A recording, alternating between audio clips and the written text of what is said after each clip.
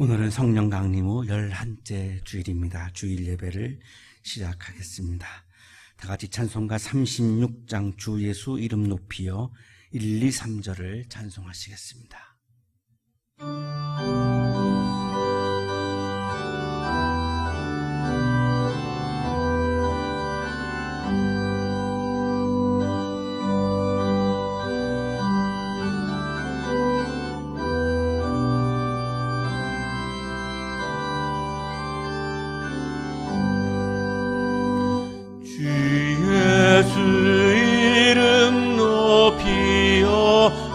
찬양하여라. 금면류관을 들여서 만유의 주 찬양. 금면류관을 들여서 만유의 주 찬양. 예수 당한 고난을 못 잊을 죄인아, 내 귀한 법에 바쳐서 만유의 주 찬양. 내 귀한 법에 바쳐서 만유의 주 찬양.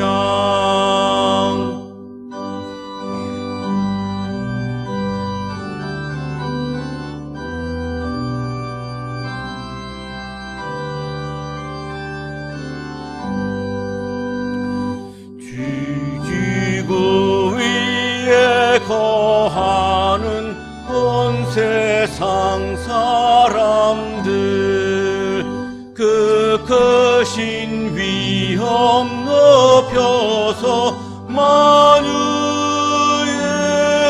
주 찬양.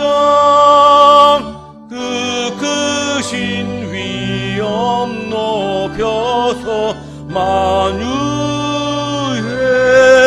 주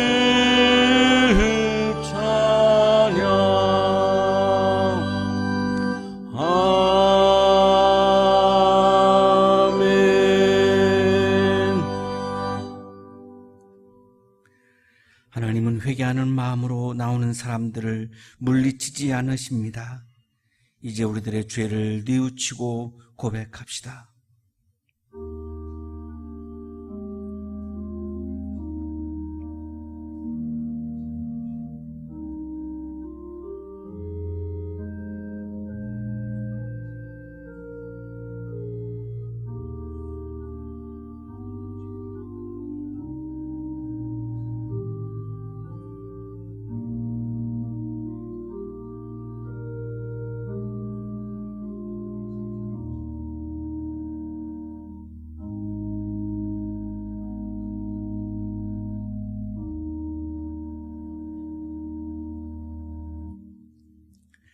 우리가 우리 죄를 자백하면 하나님은 신실하시고 의로우신 분이셔서 우리 죄를 용서하시고 모든 불의에서 우리를 깨끗하게 해주실 것입니다.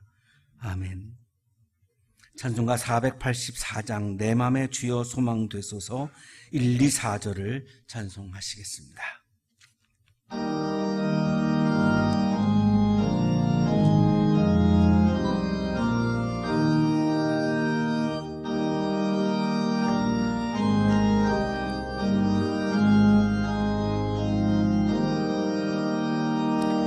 내 맘에 주여 소망 되소서. 주 없이 모든 일 헛되어라.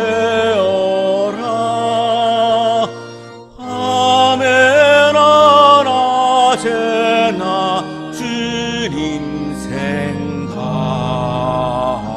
잘 때나 깰 때 함께 하소서. 지혜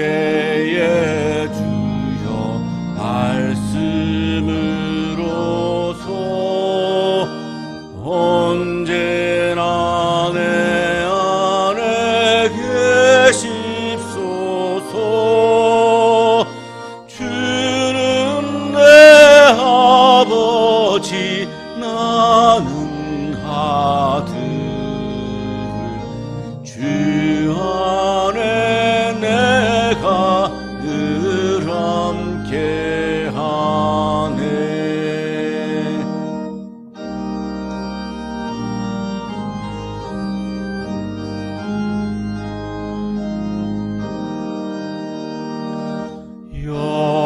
영원한 주, 내 승리의 주, 하늘의 기쁨을 주옵소서. 어떠한 고난이 닥쳐와도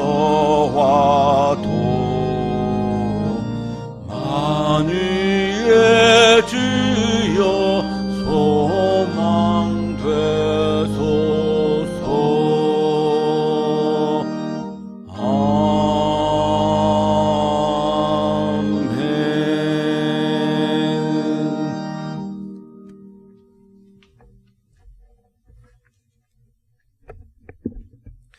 다 함께 기도하시겠습니다. 사랑과 은혜가 풍성하신 하나님, 감사를 드립니다. 하나님의 인도하심 가운데 아름답고 귀한 날을 보내게 하시고 거룩한 주일을 맞이하여 하나님께 진실한 예배를 드릴 수 있도록 함께하여 주신 주님의 은혜에 감사를 드립니다. 코로나 바이러스의 기승과 길어진 장마의 상황 가운데서도 우리를 안전하게 지켜주시고 날마다 좋은 것으로 인도하여 주시는 하나님 아버지의 사랑에 감사를 드립니다. 자비로우신 하나님, 한없이 약하고 부족한 우리들을 긍휼히 여겨 주옵소서. 하나님의 마음을 품고 주님의 나라를 살아가고 싶은 생각은 있지만 욕심과 육신적인 연약으로 인하여 죽음의 법도를 따르고 있는 우리들을 불쌍히 여겨 주옵소서. 예수께서 말씀하신 좁은 문으로 들어가지 않고 세상의 넓고 쉬운 길을 바라보며 편안의 삶을 취하려고 했었던 우리들의 탐욕을 용서하여 주옵소서. 하나님과 이웃을 사랑하지 못하고 나 자신을 더욱 사랑하여 비판과 정죄의 모습으로 하나님 앞에 선 우리들을 용서하여 주시옵소서. 우리가 죄의 법을 따르며 사는 것이 아니라 하나님께서 우리 안에 세우신 생명의 법을 따르고 살아가는 우리 모두가 되게 하여 주옵소서. 사랑의 하나님, 이 시간 코로나 바이러스와 긴 장마로 인하여 피해를 입은 모든 이들을 위하여 기도합니다. 바이러스로 인하여 고통 가운데 놓인 자들을 위로하시고 하나님의 치유가 함께하는 귀한 은혜가 모든 이들에게 나타날 수 있도록 복을 내려 주옵소서. 바이러스의 직접적인 감염은 이루어지지 않았을지라도 개인적인 방역과 안전을 위하여 조심하고 있는 이들에게 답답한 마음과 함께 크고 작은 우울증이 다가온다는 소식을 듣습니다. 혹 우리 교회 성도들 가운데 이러한 자들이 있다면 하나님께서 그 마음과 생각을 붙잡아 주시고 주어진 모든 상황을 하나님께서 주신 능력으로 이기며 나아갈 수 있는 모든 성도들 되게 하여 주옵소서. 장마로 인하여 많은 피해를 입은 자들을 보살펴 주옵소서. 자신의 모든 것이 물로 인하여 사라지고 상실과 낙심 가운데 있음을 봅니다. 주님의 회복하시는 은혜가 그들 모두에게 임하게 하여 주시고 다시 일어서고 평강이 임하는 모든 이들의 삶이 될 수 있도록 축복하여 주시옵소서. 하나님, 우리 한양대학교회를 축복하여 주옵소서. 하나님의 사랑이 차고 흘러넘치는 믿음의 반석이 되게 하여 주옵소서. 모이지 못하고 있는 이 상황 가운데서도 서로를 위하여 중보하는 성도의 교제를 이루게 하여 주옵소서. 우리 성도 가운데 육신과 마음과 영의 새 힘이 필요한 자들이 있다면 성령께서 도우시고 하나님이 힘을 불어넣어 주시사 독수리가 날개쳐 올라가듯 강건하게 하시는 하나님의 능력이 나타나게 하옵소서. 모든 가정과 일터 가운데 힘든 상황으로 인하여 상실의 기운이 도사리지 못하게 하시고 항상 기뻐하며 감사할 줄 아는 우리 모든 한양대학교의 성도들 되게 하여 주옵소서. 또한 교회가 세상 사람들의 많은 지탄이 대상되어 비판받고 있는 이때에 조금이나마 우리 교회가 믿음의 본이 될 수 있는 믿음의 성전이 되게 하여 주시옵소서. 오늘 드리는 이 예배로 인하여 우리가 다시 하나님 앞에 서게 하시고 참된 평강을 얻고 복되게 살아갈 수 있는 우리의 삶이 되게 하여 주옵소서. 주의 종을 통하여 주시는 말씀을 믿음으로 들으며 순종의 삶을 살아가는 우리가 되게 하시고 우리가 어디에 있든지 말씀을 따라 살아가며 하나님 앞에 참된 자녀로 온전히 살아갈 수 있도록 함께하여 주시옵소서. 먼저 우리를 사랑하신 하나님의 사랑으로 우리도 서로 사랑하며 하나님이 살아계신 것을 우리의 삶으로 증명하는 한 주간의 삶이 되게 하여 주옵소서. 감사를 드리고 모든 것을 주의 손에 의탁하오며 살아계신 우리 구주 예수 그리스도의 이름으로 간절히 기도드립니다. 아멘.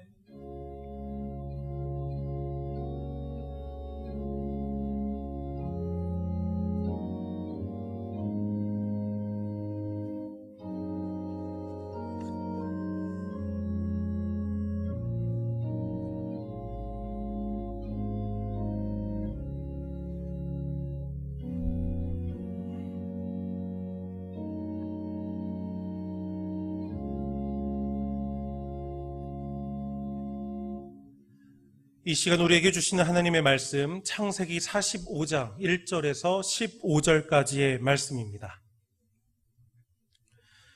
요셉은 북받치는 감정을 억누르지 못하고 자기의 모든 시종들 앞에서 그만 모두들 물러가라고 소리쳤다. 주위 사람들을 물러나게 하고 요셉은 드디어 자기가 누구인지를 형제들에게 밝히고 나서 한참 동안 울었다. 그 울음소리가 어찌나 크던지 밖으로 물러난 이집트 사람에게도 들리고 바로의 궁에도 들렸다. 내가 요셉입니다. 아버지께서 아직 살아계시다고요. 요셉이 형제들에게 이렇게 말하였으나 놀란 형제들은 어리둥절하여 요셉 앞에서 입이 얼어붙고 말았다. 이리 가까이 오십시오 하고 요셉이 형제들에게 말하니 그제야 그들이 요셉 앞으로 다가왔다. 내가 형님들이 이집트로 팔아넘긴 그 아우입니다. 그러나 이제는 걱정하지 마십시오. 자책하지도 마십시오. 형님들이 나를 이곳에 팔아넘기긴 하였습니다만 그것은 하나님이 형님들보다 앞서서 나를 여기에 보내셔서 우리의 목숨을 살려주시려고 그렇게 하신 것입니다. 이 땅에 흉년이든지 이태가 됩니다. 앞으로도 5해 동안은 밭을 갈지도 못하고 거두지도 못합니다. 하나님이 나를 형님들보다 앞서서 보내신 것은 하나님이 크나큰 구원을 베푸셔서 형님들의 목숨을 지켜주시려는 것이고 또 형님들의 자손을 이 세상에 살아남게 하시려는 것입니다. 그러므로 실제로 나를 이리로 보낸 것은 형님들이 아니라 하나님이십니다. 하나님이 나를 이리로 보내셔서 바로의 아버지가 되게 하시고 바로의 온 집안의 최고 어른이 되게 하시고 이집트 온 땅의 통치자로 세우신 것입니다. 이제 곧 아버지께로 가셔서 아버지의 아들 요셉이 하는 말이라고 하시고 이렇게 말씀을 드려주십시오. 하나님이 저를 이집트 온 나라의 주권자로 삼으셨습니다. 아버지께서는 지체하지 마시고 저에게로 내려오시기 바랍니다. 아버지께서는 고센 지역에 사시면서 저와 가까이 계실 수 있습니다. 아버지께서는 아버지의 여러 아들과 손자를 거느리시고 양과 소와 모든 재산을 가지고 오시기 바랍니다. 흉년이 아직 5해나 더 계속됩니다. 제가 여기에서 아버지를 모시겠습니다. 아버지와 아버지의 집안과 아버지께 딸린 모든 식구가 아쉬운 것이 없도록 해드리겠습니다 하고 여쭈십시오. 지금 형님들에게 말을 하고 있는 것이 이 요셉임을 형님들이 직접 보고 계시고 나의 아우 베냐민도 자기의 눈으로 보고 있습니다. 형님들은 내가 이집트에서 누리고 있는 이 영화와 형님들이 보신 모든 것을 아버지께 다 말씀드리고 빨리 모시고 내려오십시오. 요셉이 자기 아우 베냐민의 목을 얼싸안고 우니 베냐민도 울면서 요셉의 목에 매달렸다. 요셉이 형들과도 하나하나 다 입을 맞추고 부둥켜 안고 울었다. 그제야 요셉의 형들이 요셉과 말을 주고 받았다. 구약의 말씀입니다.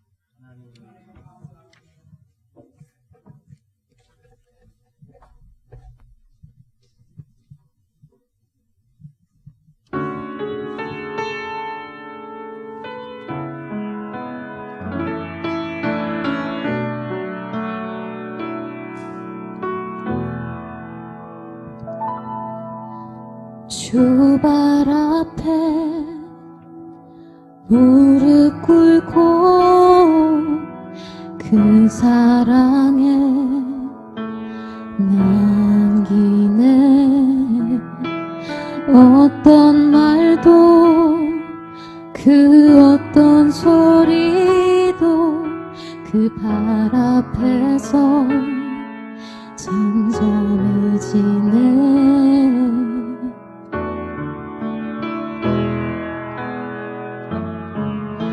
주 나의 사랑 그 발 앞에 앉아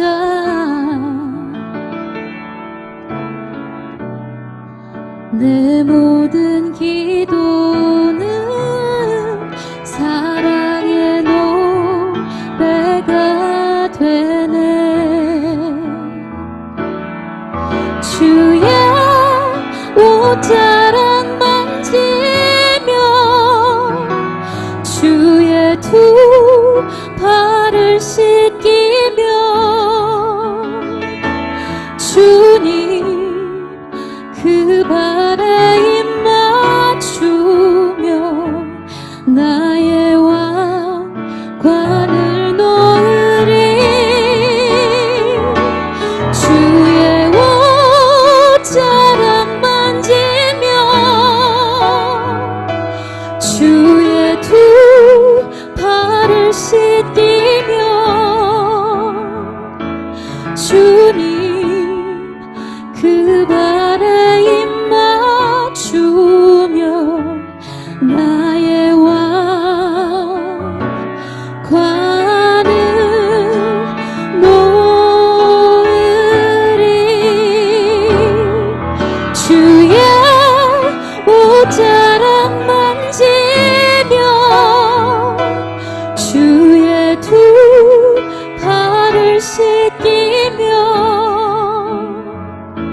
주님 그 발에 입 맞추며 나의 왕관을 놓으리. 주의 옷자락 만지며 주의 두 발을 씻기며 주님 그 발에 입 맞추며 나의 왕관을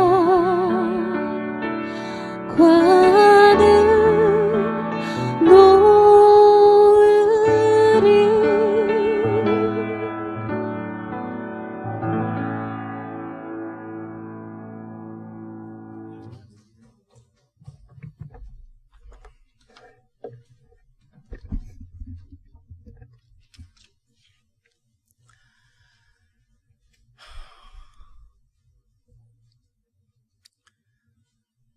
소크라테스는 아테네 출신의 그리스 철학자입니다. 석수장인 아버지와 산파 어머니 사이에서 태어났고 아버지를 좀 도우면서 살았고 특별한 직업이 없었습니다. 아고라에 가서 사람들을 만나서 대화하고 토론하는 것을 매우 즐겼죠. 이 아내 크산티페가 우리가 악처로 이렇게 알고 있는데요. 악처로 태어난 건 아닌 것 같고 이 남편의 상황이 특별한 직업이 없이 그냥 아고라에 가서 사람들하고 늘 대화하고 토론하는 거를 즐기니까 좋은 마음을 가지기는 어려웠을 것 같아요. 또 좋은 이야기도 나오기가 어려웠을 것 같아요. 그리고 이 석상을 보면 아주 꺼끌꺼끌한 피부를 가지고 있고 개구리 눈알처럼 튀어나온 눈에 그리고 두꺼운 입술, 납작하게 주저앉은 코, 그리고 올챙이처럼 볼록 나온 똥배, 이 외모도 그렇게 매력이 있는 그런 외모도 아니었으니까요. 굉장히 이 아내가 좋은 마음을 갖기는 어려웠습니다. 그런데 신체적으로 아주 건강했습니다.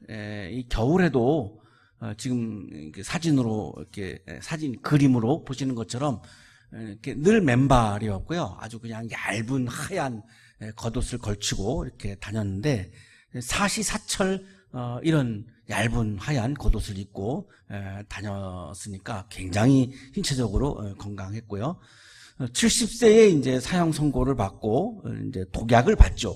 독약을 마셨는데 워낙 건강해서 이 독약이 몸으로 이렇게 퍼지질 않는 겁니다. 그 정도로 건강했다는 겁니다. 그래서 이 퍼지게 하려고 감옥 안에서 계속 이렇게 움직이고 돌아다녔을 정도로 아주 굉장히 건강한 신체를 지녔던 그런 소크라테스였습니다. 정신적으로도 매우 건강해서 큰 전투에 3번이나 참여를 했는데요. 이 적의 공격 앞에서 이제 이 지휘관이 굉장히 막 무서워서 부들부들 이렇게 떨었는데 아주 이 카리스마가 강했던 이 소크라테스가 그 지휘관을 잘 달래고 다독거려가지고 침착하게 그 퇴각을 하게 하고 모든 그 병사들을 아주 안전하게 퇴각을 하는 데에도 굉장히 역할을 했던 그런 정도로 굉장히 정신력이 강했습니다. 독재 정치가 시작되었는데 굉장히 소신 발언을 다 했죠. 컴플렉스가 없었고요. 이 높은 사람들 앞에서도 기죽지 않고 자기가 할 이야기는 다 하고요. 굉장히 쾌활하고 아주 밝은 그런 성격의 소유자였습니다. 강한 카리스마를 갖고 있었지만 아이들을 만나면 늘 장난치고 굉장히 친근하게 그렇게 아이들과 놀이도 하고 했던 아주 밝고 명랑하고 그랬던 기운이 아주 밝은 그런 사람이었습니다. 대단한 현자였는데요. 나중에 유명한 장군이 되는 그 알키비아데스, 제가 설교 시간에 한번 소개했던 적이 있는데요. 이분이 소크라테스에 대해서 이렇게 이야기를 했습니다. 소크라테스의 말을 듣고 있으면 심장이 격렬하게 뛰고 눈물이 쏟아지면서 그의 노예가 되어버리는 것 같았다. 그만큼 그 소크라테스의 이야기를 듣고 있으면 그냥 이렇게 빠져들어가는 정도로 굉장히 아주 현자였던 그런 사람이었습니다. 이 소크라테스가 고발을 당했습니다. 고발의 내용은 이렇습니다. 소크라테스는 젊은이들을 망치고 국가가 믿는 신들을 믿지 않고 다른 새로운 신령스러운 것들을 믿음으로써 불의를 행하고 있다. 굉장히 추상적이죠. 젊은이들을 망친다. 젊은이들을 망치는 게 이게 참 눈으로 드러나기는 어려운 거죠. 그냥 그렇게 바라보는 사람들의 관점이지 이게 어떤 팩트라고 볼 수는 없어요. 또 국가가 믿는 신들을 믿지 않는다? 그 믿음은 보이지 않죠. 그러니까 이렇게 판단하는 사람들의 시각이지 이걸 가지고 고발하는 것은 굉장히 사실은 무리가 있는 건데 오늘날에도 이런 경우가 많죠. 우리가 어떤 다른 사람들을 우리가 비판할 때 그 사람이 행한 행위의 팩트를 가지고 이야기하는 것은 괜찮은데 드러나지 않은 이런 그냥 보이지 않는 걸 가지고 우리가 판단할 때가 굉장히 많은데 소크라테스도 그런 경우에 속합니다. 그래서 고발을 당해서 이제 법정에 서게 됐죠.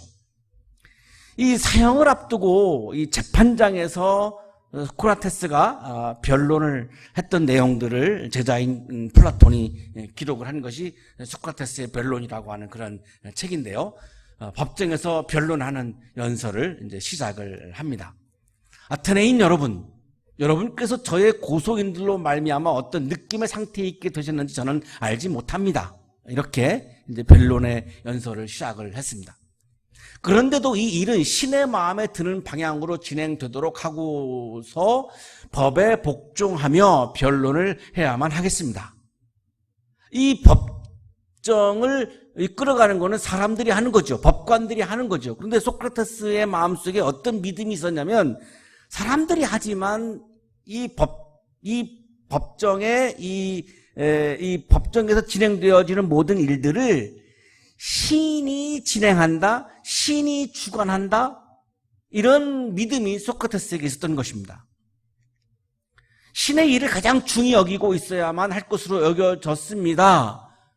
아무리 사람들이 뛰어나고 아무리 사람들이 능력이 있어도 결국에는 신이 하는 일을 인간은 가장 중요하게 여길 수밖에 없습니다. 이런 연설을 우리가 보면 소크라테스는 굉장히 지혜로운 사람인데요. 인간의 지혜는 신의 지혜에 비하면 보잘것없기 때문에 신의 지혜가 세상을 이끌어가야 된다라고 하는 믿음이 굉장히 강했던 거죠. 신이 하는 일이 가장 중요하지 인간의 하는 일이 중요하지 않다라고 하는 그런 신앙을 가지고 있었던 것입니다. 신은 이 신탁에 응답해서 이 점을, 즉 인간적인 지혜는 별로 아니 전혀 가치가 없다는 걸 말하고 있는 것 같습니다. 사람들은 내가 가지고 있는 지혜가 최고이고 내가 가지고 있는 능력이 최고여서 내가 이루어낼 수 있는 일이 굉장하다라고 믿고 살죠. 오늘날의 인류도 굉장히 과학의 발달과 이성의 발달과 지혜의 발달로 인간이 모든 것을 다 할 수 있다라고 하는 바벨탑을 쌓을 정도까지 사실 인간의 능력이 최고조에 이르는 것이 분명한 사실이죠. 그러니까 사실은 인간이 모든 것을 할 수 있다라고 하는 생각을 하다가 보니까 신의 지혜에 대해서 우리는 굉장히 무감각해질 수밖에 없습니다. 오늘날의 인류를 저는 그렇게 봅니다. 인간의 지혜가 워낙 뛰어나다 보니까 신의 지혜가 더 이상 필요 없다고 생각을 하게 된 거죠. 그래서 굉장히 우리 인간이 막 이렇게 속된 말로 이렇게 나대는 삶을 살아가게 된 거죠. 그러다가 여러 가지 많은 비극들을 지금 우리가 마주하고 있고 코로나도 결국은 그런 역사적인 맥락에서 왔다라고 저는 그렇게 보는데요. 소크라테스는 이 세상 최고의 서양 철학의 시조이죠. 그런 정도로 어마어마한 지혜자인데도 불구하고 이분 본인은 인간의 지혜는 나의 지혜를 비롯해서 이건 정말 아무것도 아니야 라고 하는 생각을 정말로 했습니다. 신의 지혜가 아니고서는 이 인류가 살아갈 수 없다라고 하는 것이 소크라테스의 믿음이었던 거죠. 아테네인 여러분, 저는 여러분을 반기며 사랑합니다. 그러나 저는 여러분보다는 오히려 신께 복종할 것입니다. 철저하게 소크라테스는 신의 주권, 신의 계획, 신의 행위, 신이 이끌어가는 역사, 신의 개입, 신의 가능성, 이거를 가장 마음의 중심에 담아두었던 바로 사람이었던 것입니다.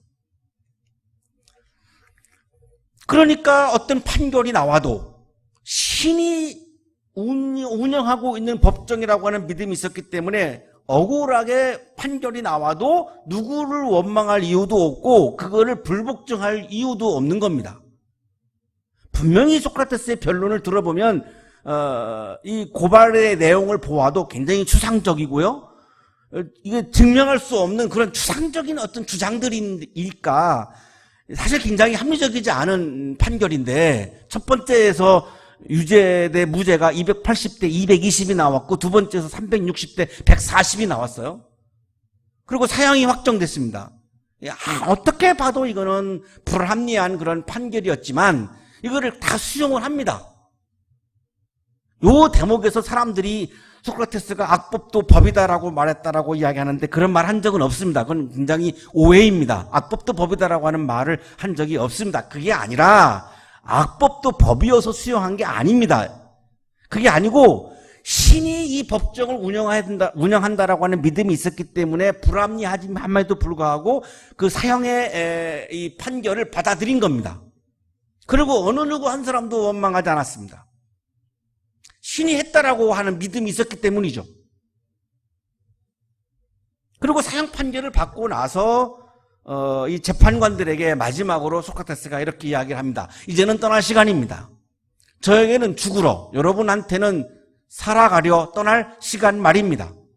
그러나 우리 중에서 어느 편이 더 나은 쪽으로 가게 될지는 신을 빼고는 모두에게 불명한 일입니다. 마지막까지 소크라테스는 사형 판결이 난 이후에도 신이 어떤 계획을 가지고 신이 주관을 하고 신이 나의 삶을 주관하고 신이 역사를 주관해 간다라고 하는 신의 주권, 신의 계획, 신의 섭리, 신의 가능성, 이거를 철저하게 마지막 순간까지도 놓지 않고 마음에 담고 있었던 그런 믿음의 소유자였음을 우리에게 보여주고 있습니다. 소크라테스의 마지막 변론을 우리가 읽어보면 신의 주권, 신의 가능성을 굉장히 강조하고 있는 변론임을 우리가 알 수 있는데요. 오늘의 성서일과는 믿음은 하나님의 주권과 하나님의 가능성을 바라보는 것, 그것이 바로 믿음이다라고 하는 것을 강조하고 있는 그런 말씀입니다. 야곱은 12아들을 낳았습니다. 레아와 함께 루벤, 시므온, 레위, 유다 4명의 자녀를 낳았고요. 빌하와 함께 단과 납달리를 낳고 실바와 함께 갓과 아셀을 낳고 다시 레아와 함께 이사갈과 스불론을 낳고 그리고 사랑하는 여인 라헬과 함께 요셉과 베냐민을 낳았습니다. 그래서 12명을 낳았죠. 나중에 이제 야곱은 이름이 이스라엘로 바뀌어가지고 이스라엘 역사의 시조가 되고요. 야곱의 12아들이 이스라엘의 12족장, 부족장이 되죠. 이 11번째 아들이 요셉인데 야곱이 요셉을 특별히 예뻐했죠. 그러니까 형들이 요셉을 굉장히 질투했습니다. 형들이 세겜에서 양을 치고 있는데 아버지의 심부름으로 이제 이 형들에게 요셉이 이제 아버지의 심부름으로 형들에게 갔죠. 요셉이 오니까 이제 형들 중에 하나가 쟤를 없애버리자라고 제안을 합니다. 이게 질투가 낳은 사실 비극인데요. 질투가 얼마나 무서운지를 우리에게 보여주고 있습니다. 창세기 30장 20절입니다. 자, 저 녀석을 죽여서 아무 구덩이에나 던져놓고 사나운 들짐승이 잡아 먹었다고 하자. 그리고 그 녀석의 꿈이 어떻게 되나 보자. 죽이기로 한 거죠. 그래서 깊은 구덩이에다가 요셉을 이렇게 없애려고 집어넣은 거죠. 요셉이 스스로 나갈 수가 없지요. 요셉이 할 수 있는 게 아무것도 없지요. 오늘날 코로나를 맞이하고 있는 우리의 상황도 그런 상황인데요. 우리가 뭐 할 수가 없죠. 어떻게 뭐 대책을 세울 수가 없죠. 어떻게 대처할 수가 없죠. 요셉도 구덩이에 빠져가지고 자기의 힘으로 할 수 있는 게 아무것도 없습니다. 한계 상황을 맞이한 거죠. 자, 그런데 요셉이 아무것도 할 수 없는 상황인데 그러면 요셉의 인생이 구덩이에서 끝나야지 맞죠. 논리적으로. 본인이 할 수 있는 게 아무것도 없으니까. 그런데 요셉의 인생이 구덩이에서 끝나지 않습니다. 자, 여기에서 우리가 주목해야 될 것이 있습니다. 요셉이 아무것도 할 수 없는데 왜 요셉의 인생이 구덩이에서 끝나지 않습니까? 요셉의 힘이 아닌, 요셉의 능력이 아닌 다른 힘이 작동하고 있는 것이 분명하죠. 이게 바로 소크라테스가 그렇게 중요하게 여겼던 바로 신의 가능성, 하나님의 가능성의 개입입니다. 하나님의 가능성이 남아있던 거죠. 요셉의 드라마는 끝났지만 하나님의 드라마는 아직 끝나지 않았던 거죠. 요셉의 능력으로는 아무것도 할 수 없지만 하나님의 능력은 남아있던 거죠. 이거를 보는 게 신앙입니다. 상인들이 지나갑니다. 이스마엘 상인이라고도 나오고 미디안 상인이라고도 나오는데요. 같은 이야기입니다. 미디안은 어떤 종족을 말하고 이스마엘 상인은 그 상인의 종류를 말한다라고 하는 해석도 있고 또 다른 해석도 있습니다만 어쨌든 분명한 것은 같은 의미인데요. 이집트로 가는 상인들이 지나가고 있었던 거죠. 넷째 아들 유다가 이제 제안을 하죠. 요셉을 노예로 팔자라고 제안합니다. 노예로 팔면은 수입도 있으니까요. 그리고 동생을 사실 죽이는 것보다는 노예로 파는 것이 훨씬 더 이익이고 좋겠다고 생각을 한 거죠. 그래서 구덩이에 빠졌던 요셉을 끌어내가지고 이 상인들에게 이제 요셉을 팔았습니다. 그래서 이집트에 와서 보디발이라고 하는 사람에게 이제 노예로 팔려갔죠. 이 보디발은 이집트 왕 바로의 경호대장입니다. 굉장히 아주 이 권력이 굉장히 셌던 그런 사람인데요. 자, 요셉은 타국에 와서 이제 노예의 자리에 놓였습니다. 자, 한번 노예가 되면 노예의 자리에서 풀려날 수가 없지요. 평생 죽을 때까지 노예로 살아야 하고 혹시 결혼해서 아기들을 낳아도 그 아이들도 다 노예로 살 수밖에 없는 거니까요. 그냥 노예의 자리에서 끝나야지 맞죠. 본인의 힘으로 노예에서 벗어날 수는 없습니다. 자, 그런데 요셉의 인생이 노예의 자리에서 끝나지 않습니다. 요셉의 힘으로, 요셉의 능력으로 노예에서 벗어나지 않았는데 노예의 자리에서 요셉의 인생이 끝마치지 않죠. 하나님의 가능성이 남아있었기 때문이죠. 요셉의 용모가 굉장히 준수했습니다. 창세기 39장 6절, 요셉은 용모가 준수하고 잘생긴 미남이었다. 이렇게 성서가 우리에게 이야기를 해주고 있는데요. 그래서 이 주인 보디발의 아내가 요셉을 유혹합니다. 창세기 39장 7절, 주인의 아내가 요셉에게 눈짓을 하며 나하고 침실로 가요 하고 꾀었다. 그때 요셉이 강력하게 이제 뿌리치는데요. 그것은 주인에 대한 충성심입니다. 내가 주인의 신뢰를 받고 있고, 모든 거를 내 아내 말고는 모든 거를 다 내 마음대로 할 수 있다라고 할 정도로 굉장히 그 총애를 받았던 상황이었는데, 그거를 저버릴 수가 없는 거죠. 그래서 강력하게 뿌리쳤고, 도중에 이제 옷이 벗겨졌습니다. 입었던 옷이 벗겨진 것이 아니라 옛날에 이제 겉옷을 손에 들고 이제 이렇게 방에 들어가거든요. 그러니까 그 겉옷을 이렇게 딱 붙잡은 건데 그 겉옷을 이렇게 손에서 놓은 거죠. 그러고서 이제 바깥으로 이제 나간 거죠. 그러니까 이제 당황스러우니까 보디발의 아내가 종들을 다 불러다 놓고 요셉이 겉옷을 벗고 나를 겁탈하려고 했다라고 모함을 합니다. 그 증거를 이제 딱 요셉의 겉옷을 손에 쥐고 있으니까요. 그거를 보여주면서 이제 이렇게 모함을 한 거죠. 요셉은 이제 감옥에 갇혔죠.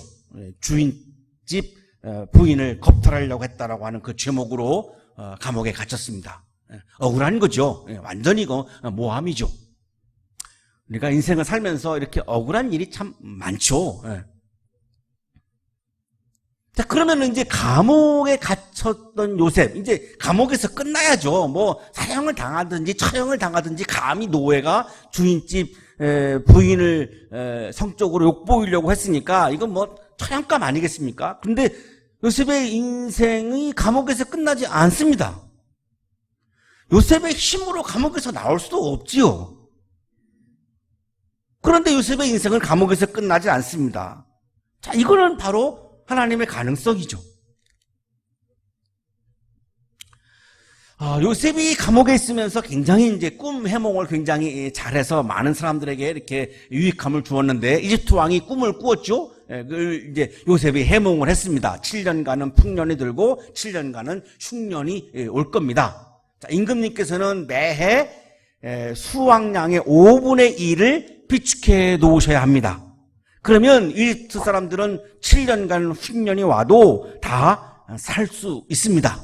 그리고 이 나라가 굉장히 강대국이 될 수 있습니다. 라고 하는 꿈입니다. 라고 해몽을 했는데, 이집트의 왕인 바로가 이거를 들으면서 이렇게 이야기를 하죠. 하나님의 영이 함께하는 사람이다. 꿈 해몽을 들으면서 이 이집트 왕 바로의 느낌이 온 게 이 사람은 하나님의 영이 함께하는 사람이다. 자, 내가 너를 이집트 땅에 총리로 세운다. 오늘날의 뭐 국무총리 수상하고는 좀 다른 직책입니다. 어떠한 한 역할에 의해서 그거를 전적으로 다 책임을 맡는다는 거죠. 이를테면 오늘날로 말하면 뭐 장관으로 보면 될 것 같은데요. 그러니까 이게 쌀을 수확을 하면 그 쌀 수확에 관한 모든 권한은 다 이제 요셉에게 주어지는 그런 면에서 이제 총리라고 하는 그런 이름을 쓰고 있는데요.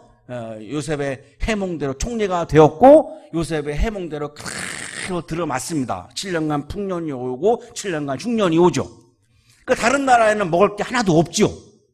이집트에는 쌀이 비축되어 있으니까 온 국민들이 다 이제 배불리 먹을 수 있었고 이제 다른 나라들이 이집트로 이제 쌀을 꾸러 오는 거죠. 자, 그러면 이집트 왕 바로는 뭐 전쟁 한번 안 하고 쌀 가지고 이제 식민지를 삼아 가는 거죠. 식민지 안 하면은 쌀을 안 꽂을 거니까요. 그러면 다 죽어야 되니까 뭐 식민지 할 수밖에 없는 겁니다. 전쟁도 안 하고. 이집트는 굉장히 이제 강대국이 되어서 세계적인 그런 제국이 되죠. 구덩이에 빠져서 아무것도 할 수 없었던 요셉, 노예로 살아가는 처참한 요셉, 감옥에 갇혀서 희망이 없는 요셉. 자, 그 요셉이 지금 요셉의 인생이 지금 총리가 되어서 바로 왕의 총애를 받고 모든 국민들로부터 굉장한 존경을 받고 이 이집트를 강대국의 자리에 올려놓고 지금 이 요셉의 인생의 드라마를 보면 요셉의 능력이 만들어낸 드라마의 결과가 아니라 하나님의 가능성이 만들어낸 결과이죠. 자, 드디어 이제 오늘 성서 일과가 시작되는데요. 야곱의 집에도 쌀이 없지요. 그러니까 이제 야곱의 아들들, 요셉의 형들, 요셉을 노예로 팔았던 형들이 쌀을 꾸러 이집트에 온 거죠. 그래서 쌀을 주관하는 총리인 요셉의 앞에 엎드려서 쌀을 꿔달라고 이제 요청을 하는 거죠. 자, 그래서 이제 요셉은 오랜만에 형들을 만나게 된 겁니다. 북받치는 감정을 억누르지 못하고 이렇게 표현하는데요. 얼마나 요셉의 감정이 막 북받쳐 오르겠습니까? 우리 같으면 굉장히 미웠겠죠. 분노했겠죠. 복수하고 싶었겠죠. 근데 이 요셉이 북받치는 감정을, 이 감정이 어떤 감정인지 읽어보면 그렇지가 않아요. 모두를 다 물러가게 하고 내가 요셉이다라고 하는 것을 밝힙니다. 그리고 한참 동안 울어요. 억울해서 운 게 아니에요. 너무나 형들을 만난 게 기뻐서 울어요. 어떻게 그럴 수 있죠? 자기를 노예로 팔아먹고 자기를 구덩이에 넣어서 죽이려고 했던 형들인데 어떻게 그럴 수 있을까요? 이유가 있습니다. 그럴 수 있는 이유가 있어요. 내가 요셉입니다. 아버지께서 아직 살아계시다고요? 아버지가 제일 먼저 떠오르는 거죠. 보고 싶은 거죠. 형제들은 어리둥절하 요셉 앞에서 입이 얼어붙고 말았다. 형들은 지금 긴장하는 거예요. 저 요셉이 우리에게 보복을 하겠지라고 생각을 당연히 할 거 아니겠습니까? 그러니까 막 긴장하고 막 입이 얼어붙은 거죠. 이리 가까이 오십시오. 내가 형님들이 이집트로 팔아넘긴 그 아우입니다. 자, 여기까지 들어보면은 보복할 태세죠. 형들이 나를 노예로 팔았죠? 쌀이요? 쌀은 무슨 쌀입니까? 내가 당신들을 그냥 돌려보낼 것 같아요? 이렇게 말할 것으로 막 느낌이 옵니다. 그런데 5절에서 그렇지 않아요. 이제는 걱정하지 마십시오. 자책하지도 마십시오. 형님들이 나를 이곳에 팔아넘기긴 하였습니다만 그것은 하나님이 형님들보다 앞서서 나를 여기에 보내셔서 우리의 목숨을 살려주시려고 그렇게 하신 것입니다. 요셉은 자기가 노예로 팔려오고 감옥에 들어가고 구덩이에 들어갔던 모든 사건들을 형들이 했다라고 보지 않아요. 하나님이 하셨다라고 봐요. 하나님의 주권과 하나님의 가능성을 가지고 자기의 삶을 해석하고 있는 거예요. 하나님의 관점에서 이 지금 여기에서 벌어지고 있는 사건을 해석하고 있지 나의 관점에서 형들의 관점에서 해석하고 있지 않아요. 모든 인생의 사건을 하나님의 관점에서 해석하고 있어요. 이게 신앙입니다. 이거를 신앙이라고 하는 겁니다. 하나님의 관점에서 해석하니까 형들이 나를 노예로 팔아서 내가 온 게 아니라 하나님이 보냈다라고 해석을 하니까 형님들을 원망할 이유가 없죠. 형들을 보복할 이유도 없죠. 마음속에 분노가 일어날 이유도 하나도 없어요. 하나님이 하셨는데 내가 왜 형들을 미워하겠습니까? 형들에게 왜 분노하겠습니까?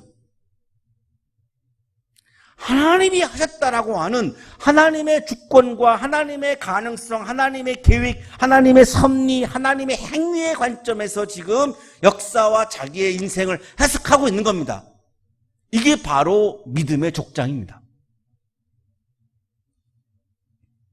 흉년이 들면은 아버지인 야곱과 형들이 다 우리 집안이 다 죽게 되고 이스라엘 민족이 다 죽게 될 거 아니겠습니까? 그래서 우리 집안을 살리고 우리 민족을 살리려고 형님들 앞서서 하나님이 나를 여기에 보내신 거지 형님들이 나를 여기서 노예로 팔아먹어서 내가 여기에 온 것이 아닙니다 라고 이야기하면서 걱정하지 마십시오, 염려하지 마십시오. 나는 그렇게 해석하지 않습니다. 하나님이 우리를 살리려고 이렇게 섭리하셨다라고 나는 해석하고 있기 때문에 형님들에게 보복할 이유도 없고 형님들을 내가 미워할 이유도 없습니다, 이렇게 말하고 있는 거죠.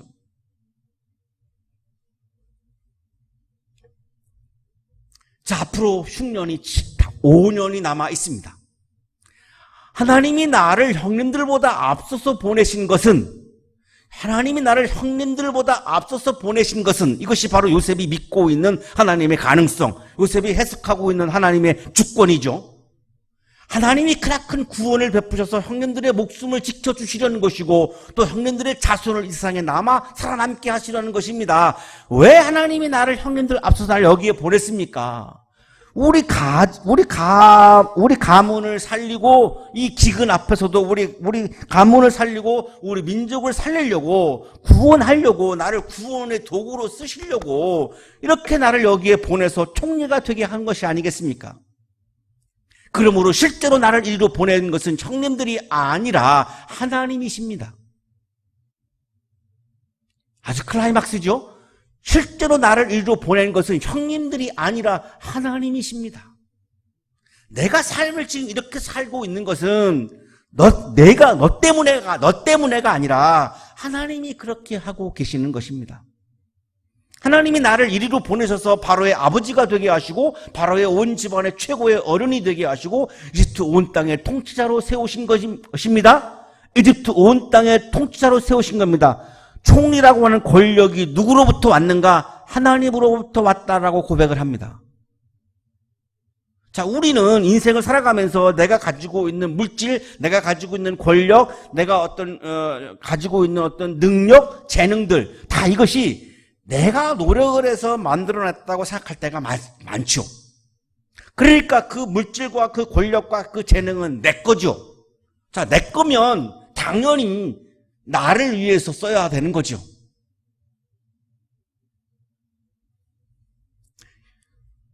큰 대형교회를 내가 이루었죠. 그러니까 그 대형교회는 나를 위해서 존재해야 되는 거죠. 내 거니까. 당연한 거죠. 이걸 내 거라고 해석한다면 그것을 나를 위해서 쓰는 게 맞는 겁니다. 그건 나쁜 게 악한 게 아니고 틀리지 않습니다. 내 거니까 당연히 나를 위해서 써야 맞는 거죠. 자, 총리라고 하는 권력을 요셉이 스스로 만들었다고 한다면 그 권력은 요셉을 위해서 써야 되는 것이 맞는 거죠.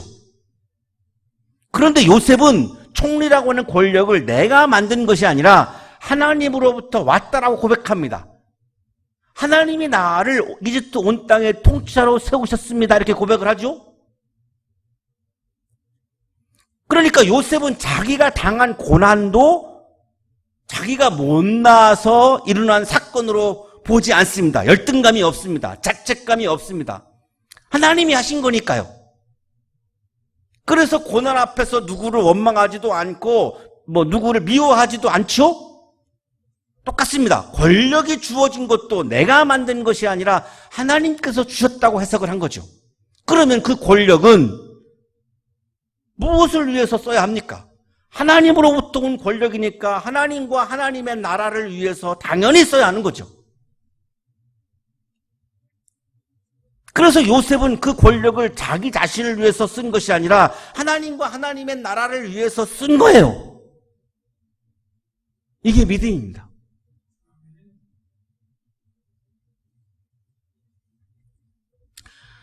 우리 교인들은 그런 생각을 안 하시지만 일반 교회 제가 있을 때 보면 내가 교회 생활을 열심히 하면 내가 믿음이 좋다라고 생각을 하세요. 제가 볼 때는 그렇지 않습니다. 교회 생활을 열심히 하는 거와 믿음이 좋다라고 하는 것은 다른 차원입니다. 교회 생활은 교회 생활을 잘 하시는 거고요. 믿음이 좋은 거는 바로 여기에 요셉이 우리에게 보여주고 있어요. 내가 다 하고 있는 고난과 그리고 내가 가지고 있는 물질과 권력들을 하나님으로부터 왔다라고 그것을 믿고 그것을 하나님을 위해서 사용하는 사람이 믿음이 좋은 사람인 거죠. 다르지 않습니까? 교회 생활을 열심히 하긴 하는데 모든 물질과 모든 권력과 모든 것들이 다 내가 만들어놨다고 생각을 해서 그냥 나만을 위해서 그걸 다 쓴다. 그게 어떻게 믿음이 좋은 거예요? 내가 다 하고 있는 고난은 다 너 때문이야 라고 남을 다 탓하고 있는 게 그게 어떻게 믿음이 좋은 거예요? 그냥 교회 생활을 열심히 할 뿐인 거죠.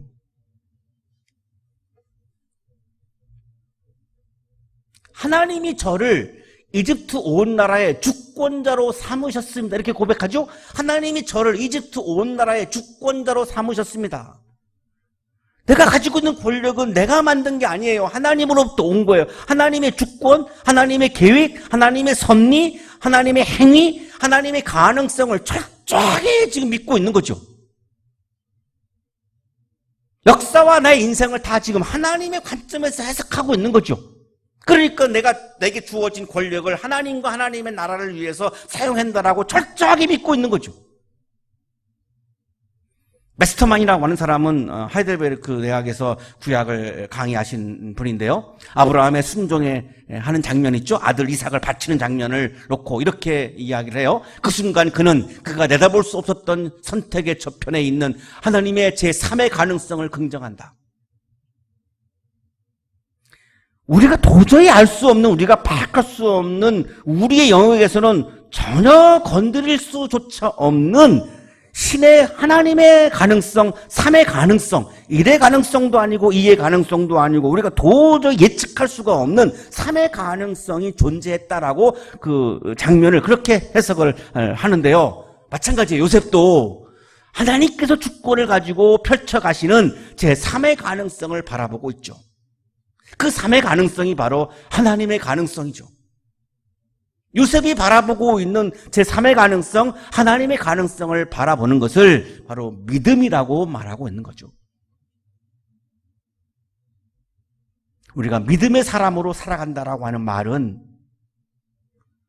내가 당하고 있는 고난, 내가 누리고 있는 물질과 권력, 이 모든 것들이 다 하나님으로부터 온 것이라고 믿고 하나님의 가능성이 아직도 내 삶 속에, 역사 속에 작동하고 있다라고 믿고 어떤 상황에서도 절망이든 기쁨이든 어떤 상황에서도 그것을 하나님의 가능성, 3의 가능성을 바라보며 나의 삶과 역사를 하나님의 관점에서 해석하며 그거를 늘 하나님께 감사하고 기뻐하며 살아가는 것, 그것이 바로 믿음의 사람이 살아가는 삶의 모습입니다.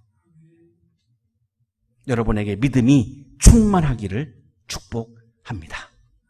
기도드리겠습니다.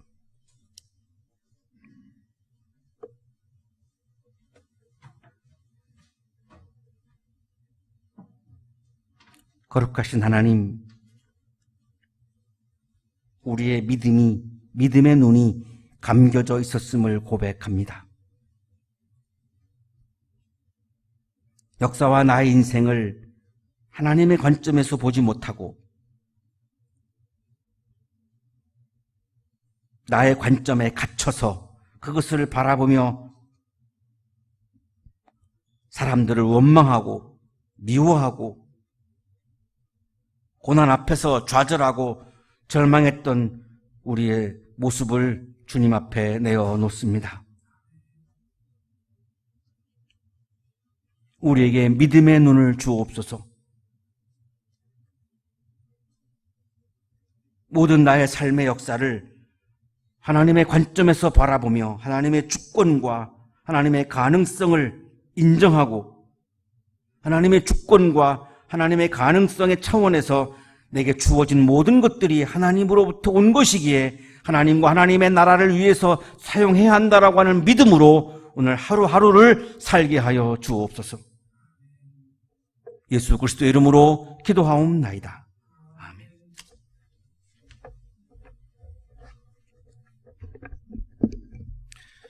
교회 소식 알려드립니다. 이번 주는 우리 성령 강림 후 11번째 주일로 지켜 예배를 드리고 우리 다음 주일은 성령 강림 후 12번째 주일로 지켜 예배를 드리겠습니다. 다음 주 성서일과는 마태복음 16장 13절에서 20절까지의 말씀 제목은 그리스도입니다. 우리 주중에 성서일과 말씀을 묵상하시기를 바랍니다. 우리 한양대학교에서 매일 우리가 시간을 정해두고 우리 함께 합심해서 기도하고 있습니다. 우리 기도하실 때마다 우리 고통 가운데 놓인 우리 많은 사람들을 위해서 함께 계속 기도해 주시기를 바랍니다. 우리 코로나 바이러스로 인해서 아직까지 환자들이 계속 나타나고 있는 상황인데 이 환자들과 환자들의 가족들, 의료진들을 위해서 기도해 주시고요. 혹이라도 우리 성도님들 가운데에 힘겨워하고는 분들이 계시다면 안위를 위해서 계속 기도해 주시고, 우리 교회와 우리 한양동산, 우리 한양동산에 있는 한양 가족들 위해서 힘써 기도해 주시기를 바랍니다. 우리 교회는 전염병의 확산을 막고 교인들의 안전을 지키기 위해서 우리 계속 가정에서 영상으로 주일 예배 함께 드리고 있습니다. 물론 예배당에서 드리지 못하는 답답함은 분명히 있으시겠지만 있는 그 자리에서 영상으로 하나님께 예배를 드리실 때에 진실한 마음, 신실한 마음으로 함께 예배 드리시기를 부탁드립니다. 헌금 광고 드립니다. 헌금을 우리 계좌로 드리신 분들은 우리 정기수 재무부장님께 답신으로 헌금 항목을 다시 한번 문자로 발송해 주시기를 부탁드립니다.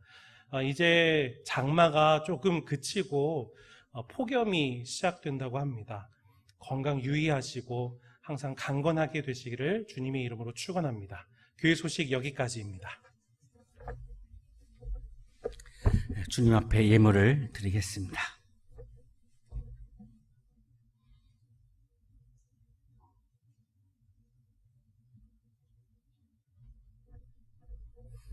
거룩하신 주님,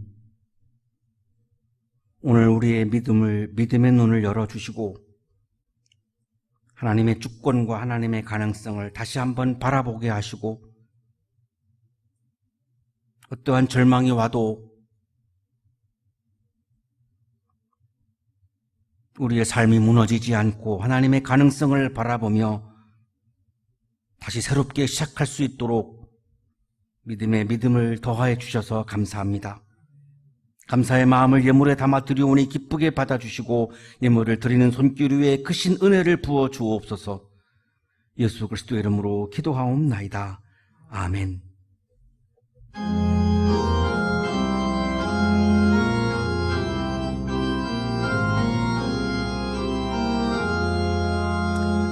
부르심 받들어 내 형제 섬기며 구주의 뜻을 따라서 내 정성 다하리. 항상 깨어서 늘 기도드리며 내 믿음 변치 않도록 날 도와주소서.